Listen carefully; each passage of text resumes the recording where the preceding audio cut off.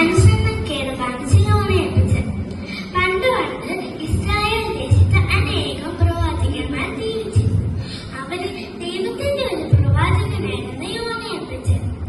ഒരു ദിവസം ദൈവം യോനയേൽപ്പിച്ചതിനെ വിളിച്ചിട്ട് പറഞ്ഞു, നിന്നിനവയുടെ പട്ടണത്തിൽ പോയി പ്രസംഗിക്കുവാൻ. അവിടെയുള്ള ജനങ്ങൾ വളരെ ദുഷ്ടപ്രവൃത്തികൾ ചെയ്തുകൊണ്ടുവാണ്. അതുകൊണ്ട് ഞാൻ അവരെ നശിപ്പിക്കാൻ പോകുക. അതിനു മുമ്പ് നീ നിന്നവയുടെ പട്ടണത്തിൽ പോയി പ്രസംഗിക്കാൻ പറഞ്ഞു. ദൈവം പറഞ്ഞനുസരിക്കാതെ ഈ യോനയേൽപ്പിച്ചത് എന്ത് ചെയ്തു? തുറമുഖത്തേക്ക് ഓടിപ്പോയി. അതാ കിടക്കുന്നു തർശീശിലേക്ക് പോകുന്ന ഒരു കപ്പൽ.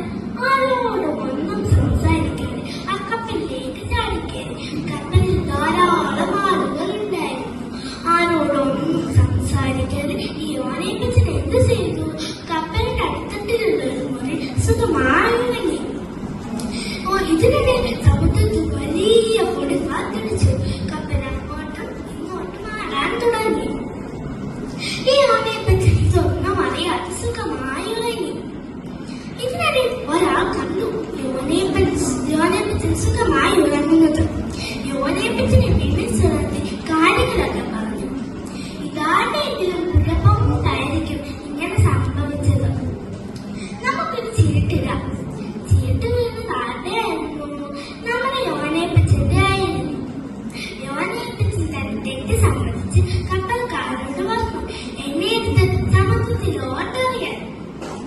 ദൈവം യോനയേൽപ്പിച്ചതിനെ രക്ഷിക്കാനായി ഒരു മത്സ്യത്തോട് കൽപ്പിച്ചിരുന്നു.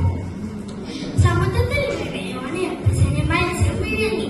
3 രാവും 3 പകലും മത്സ്യത്തിന്റെ വയറ്റിൽ നിന്നുകൊണ്ട് യോനയേൽപ്പിച്ചതിനെ തെറ്റ് സമ്മതിച്ച് ദൈവത്തോട് പ്രാർത്ഥിച്ചു. 3-ാം ദിവസം ദൈവം മത്സ്യത്തോട് കൽപ്പിച്ചു, നീ യോനയേൽപ്പിച്ചതിനെ കരയിലേക്ക് ശബ്ദിക്കുവാൻ. കരയിൽ വീണ് യോനയേൽപ്പിച്ചത് എന്ത് ചെയ്തു? നിലവിൽ പട്ടണത്തിൽ പോയി പ്രസംഗിച്ചു. അവിടെയുള്ള